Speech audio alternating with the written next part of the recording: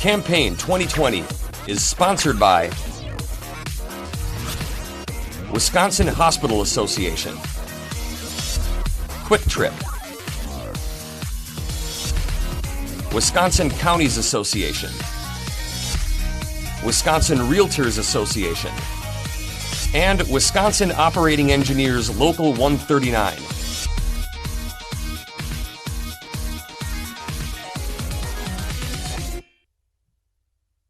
Rachael Cabral-Guevara of R-Neenah is one of three Republican candidates in the 55th Assembly District.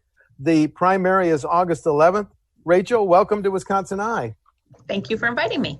Well, are you a first-time candidate? Absolutely first-time candidate. Never have done anything within the world of politics before. Jumping on in, though. I understand. Why don't you talk about what you consider your top issue, please, Rachael? Gotcha. I actually consider two my top issue. The first is healthcare. I am a nurse practitioner. I own a clinic up in Appleton area that really focuses in on accountability as well as affordability within healthcare. So really looking to get into our state here and seeing if there's other ways that we can be looking at healthcare. That would be my first. Second is taxes. I'm a small business owner, and taxes, up. Just had to pay in quite a bit not too long ago.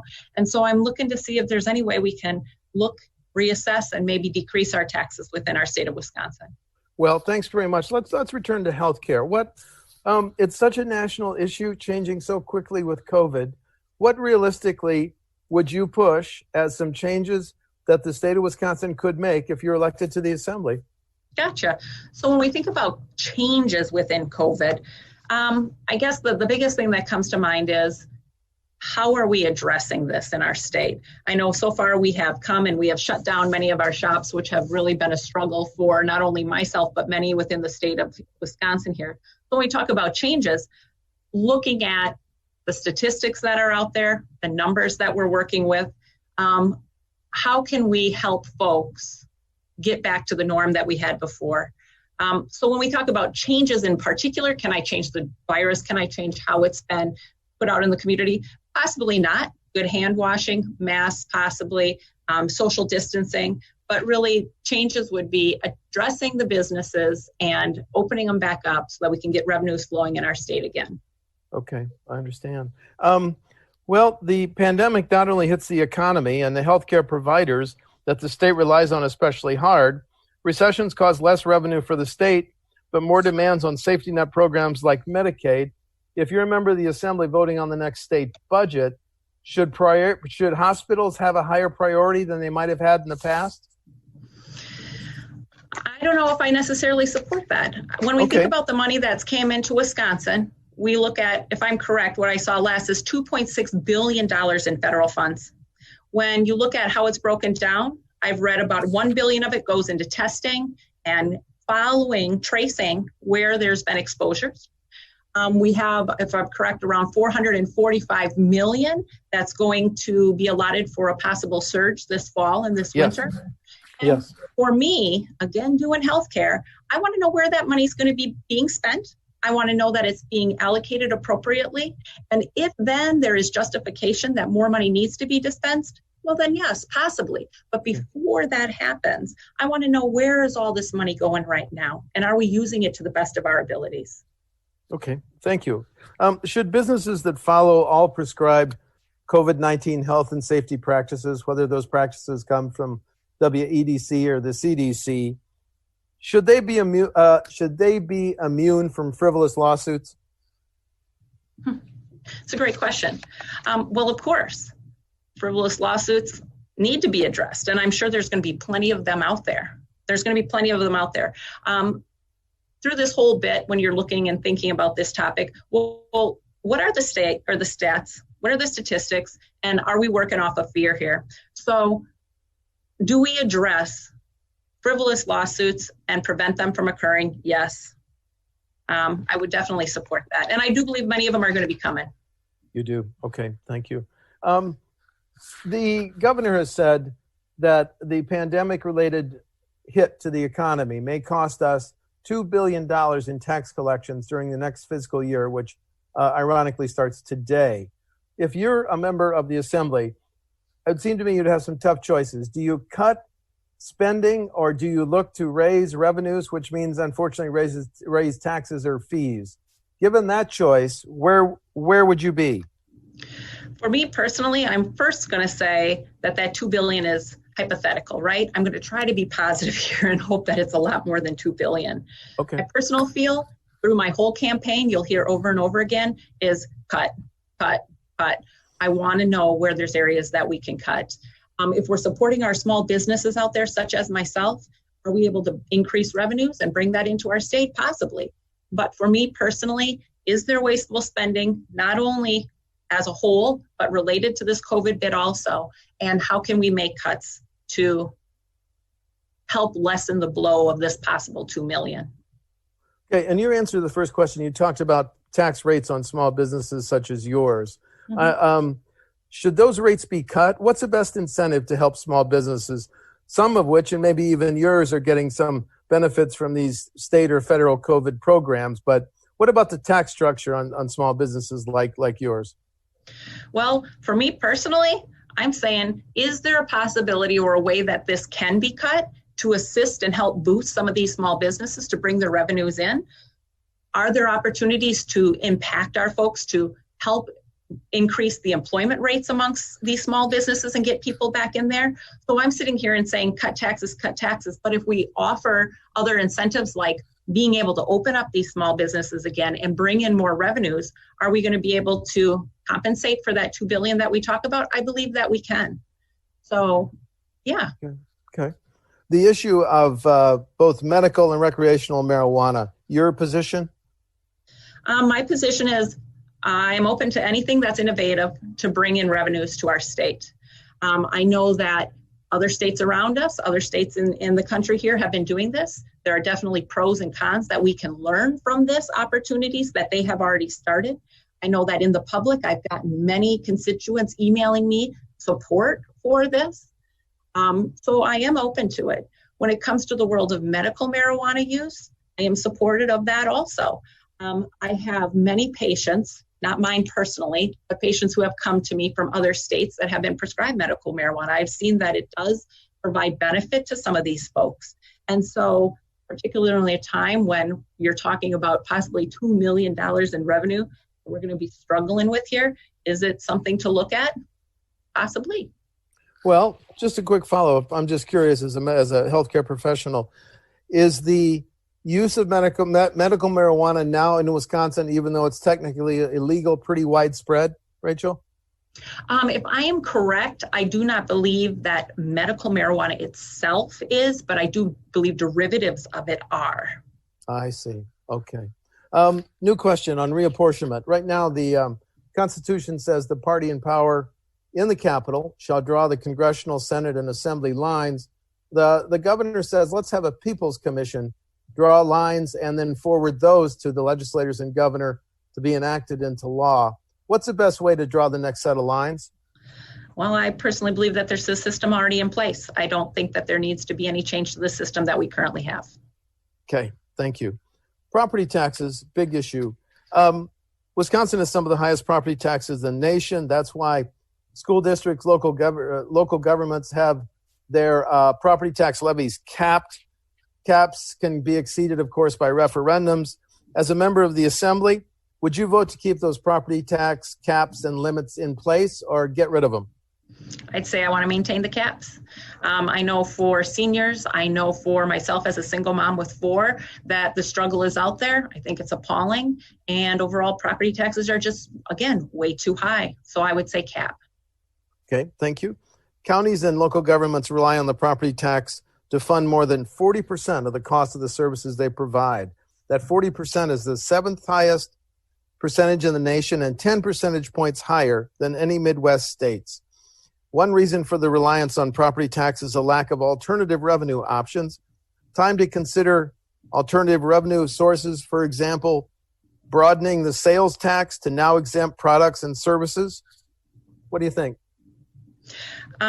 So if I'm correct, are you talking about shifting? Are you talking about tax shifts of sorts? I get that from this question. Yeah, and the kind of, if they had alternative revenue sources, maybe if local governments could levy a half-cent sales tax, which now, as you know, can only be levied by counties. If we broadened the products and services that we charge the 5% sales tax in return for lessening the property tax burden, should that be considered? Well, I guess in my head, I just want to say that wholeheartedly, I think that anybody in a position within the state assembly or so forth really needs to be good stewards of the money that's being spent. And again, I'm just going to focus in on lowering taxes. And what I'm getting from this is, that this is more of a tax shift of sorts. And so I guess I'm going to say, do I want to support a tax shift or do I want to support a lowering? And I'm going to go with lowering, number one. And if worse comes to worse, well, possibly a tax shift, but I'm going to do whatever I can not to increase any taxes along the way. When you talk about lowering taxes, you talk about personal income taxes, corporate income, or the sales tax, or all of the above? What? I think I'd be open to all of the above. Whatever we need to do to help the folks in our state of Wisconsin to bring down the money that they're paying in for folks that are struggling for myself, such as myself and others in my district. Okay. We've had a statewide debate for years over how to pay for highways. The state gas tax has been 30.9 cents per gallon for more than 10 years. Would you consider raising the gas tax to provide to stabilize our highway funding plan? Gotcha. So I've actually talked to many people about this because the impression that I've gotten is that this idea has been passed along. Now I've heard other things, not only by increasing the state tax, but are there other opportunities out there such as tolls? Are there other opportunities out there such as mileage monitoring and costs being associated with use of these roads? So again, most of my focus has been on healthcare. It's been on education. I've had to really learn quick on the world of transportation. But when we talk about the tax again, I'm so hesitant to say, yeah, I want to increase taxes. Are there other ways that we can go about it, such as, again, tolls sounded like a pretty good one to me from what I've known and the experiences that I've had. Doesn't mean I'm not open to other things. Doesn't mean that this is my area of expertise, but I've been learning as fast as I can on areas such as transportation. You're very interested in K-12 and our K-12 schools. Let me just ask you, when the schools closed, how did online learning work for you and your four kids? Oh my gosh. So I had a kid in college that was doing A and B work. Yeah. His grades fell down to C's. He wasn't even sure he was going to be able to pull off the semester. And he just recently graduated from Marquette. My next son, interesting enough, he was always, B, C student. His grades went up to A's, but his personality is very introverted. So he's at home, he was able to do it on his time frame. He did really, really well. My third child, my daughter, she went from A's and B's to school to C's, D's, and F's. She really had a hard time with the lack of structure, per se, and not going to school and having that set routine. Now she's at home, and it was very, very different. Same with my youngest. So 3 out of my 4 kids struggled significantly, whereas one of them, but based on his personality, his anxiety, and so forth, he absolutely loved it. But overall, awful, absolutely awful. Well, I'll tell you, I teach at the University of Wisconsin-Oshkosh also. I'm an instructor there, a senior lecturer there. And I had a class of over 90 students this semester. And for the most part, those students emailed me, called me, texted me about the struggles that they were having and how they didn't feel it was as impactful. They weren't getting the content that they needed, that it was just kind of a blown away semester. Wow. So negative across the board with my kids, as my own kids, as well as my kids at the university. Well, your 3 that are still in K-12 schools, are you hopeful that they can go back to some type of in-person learning? Because you and I have been watching the slight increase in the number of positive cases in Wisconsin over the last few days. So realistically, what are your hopes for the fall's classes? 100% return to the classroom. Not only within my kids, but also within the university. the anxiety, the depression that I have also seen linked to this within my students, within my kids, within my patients, the impact, in my view, has been so significant. And when I look at and weigh, yes, there's an increase today, there's a decrease tomorrow in the COVID cases. When I look at the overall impact, I feel that kids should be returning 100% to school. I also saw a recent article from, I want to believe it's the American Association of Pediatrics, where they are also encouraging that kids return because of the psychological impact that's been placed on these kids from not socializing and with their routines. Yeah, I also saw that. I found that incredibly interesting. Okay, new subject. A study found in 2015, out-of-state contractors were awarded $72 million in contracts for public works projects by local governments, and that amount, $72 million, doubled to $146 million in 2018. The question, should bidding standards and requirements give preferences to Wisconsin companies when local governments authorize public works projects? Well, of course. Why wouldn't we give preference to the folks here in our state versus folks out of state? I would support that 100%, particularly as a business owner myself. I think we should use our resources that we have here and support our people in our state first. Okay. Just two other questions. We've touched on a lot of campaign themes. I want to be sure, is there any central campaign theme that we haven't touched on that you want to identify right now, Rachel? Well, I guess, we talked about the healthcare bit, and that's so important to me. I've lived this for the last 6 years of my life with my clinic. We talked about lowering taxes and how that's impacted me as a small business owner, as well as a single mother of 4. I think the other thing that I guess I would touch on is being an instructor at the University of Wisconsin-Oshkosh. I'd really love to see an increase in student outcomes. I've been there now for 13 years, and each year, we have wonderful students coming in, but I'm seeing them struggle a little bit more every single year with basic things like comma placement or basic things like calculating dosing. And so I would love to see better outcomes to continue. Not that we don't have good outcomes, but can they be better? Are there other things that we can be doing, ways that we can be spending money within our school system to have higher outcomes? Okay, and then the final question. Differences between you and your opponents in the August 11th primary. Why are you the most qualified? Gotcha. Well, a couple things. When we think about my opponent, Lori, I consider to be a high spender, a high taxer. She's on the school board and recently voted for a referendum within our area. So not only have we had a significant property tax increase in our area, in our state, but now in our district also, it's added on another $113 million. So I don't know if I can say she's fiscally conservative enough for this. Compared to myself, everything that I do within my world, within my business, is really looking at every single penny and where is it going. Let's see, what else? Jay's also running. Jay's ran for many, many seats. He's been unsuccessful for any of those seats. Beyond that, I don't know much about him. When I think about overall differences, I'm a small business owner. I work 24 hours a day.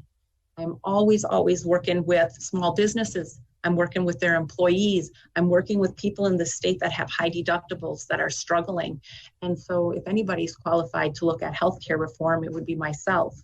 I have had my opponents, kind of challenge me on that. Both of them are married to physicians, and in some way they feel that they've been exposed to solutions for healthcare reform. And I challenge that because I do it every single day. Also, as a small business owner, I'm living the COVID, right? I'm living the COVID.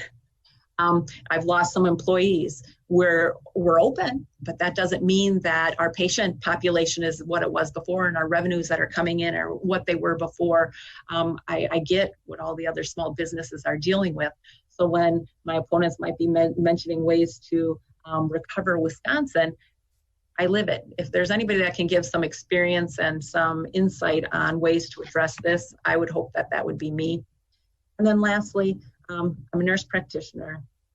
I am an instructor to amazing nursing students in Oshkosh, and I'm really front line when it comes to healthcare, not only for reform that I speak of about accountability and also cost reduction, but also where are we going with this COVID bit? What is the stats and what are people truly seeing out there?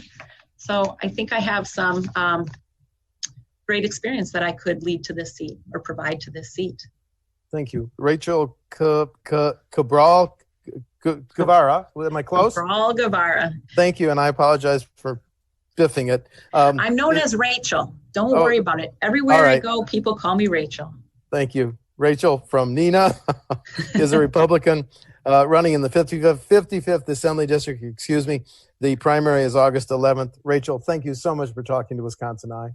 Well, have a wonderful day, and I thank you for your time also. Thanks. Bye. Campaign 2020 is sponsored by Wisconsin Hospital Association, Quick Trip, Wisconsin Counties Association, Wisconsin Realtors Association, and Wisconsin Operating Engineers Local 139.